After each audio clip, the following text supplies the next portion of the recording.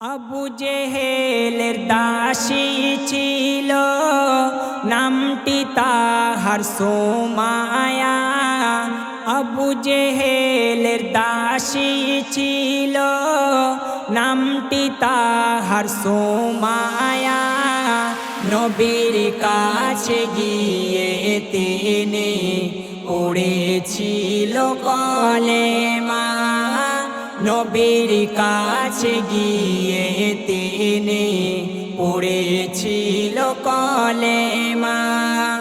আবু জেহেলের দাসী ছিল, গভীর রাতে সিজদায় পড়ে কাঁদে খোদার দ্বারে।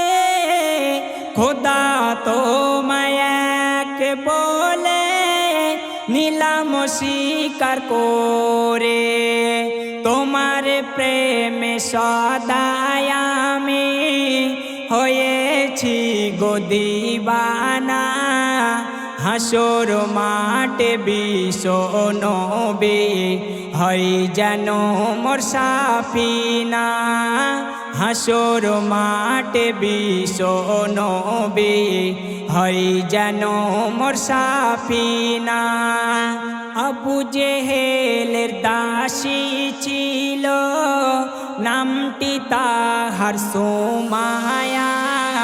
নবীর কাছে গিয়ে তিনি পড়েছিল কলেমা। নবীর কাছে গিয়ে তিনি পড়েছিল কলেমা। আবু জেহেলের দাসী ছিল, সুমায়া ওই গভীর রাতে যখন নামাজ পড়ে, নুরানি আলোতে ওই ঘরটা যে ভরে।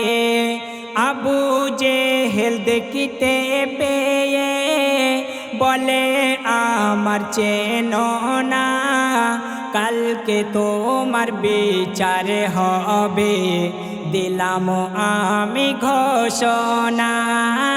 কালকে তোমার বিচার হবে দিলাম আমি ঘোষণা। আবু জেহেলের দাসী ছিল, নামটি তাহার সুমায়া। নবীর কাছে গিয়ে তিনি পড়েছিল কলেমা। নবীর কাছে গিয়ে তিনি পড়েছিল কলেমা। আবু জেহেলের দাসী ছিল। আবু জেহেল বলে তুমি ছেড়ে দেবে কলেমা, নইলে তোমার গর্দান যাবে দিলাম আমি ঘোষণা। খোদার পথে দেব রে জান, তবু আমি ছাড়ব না।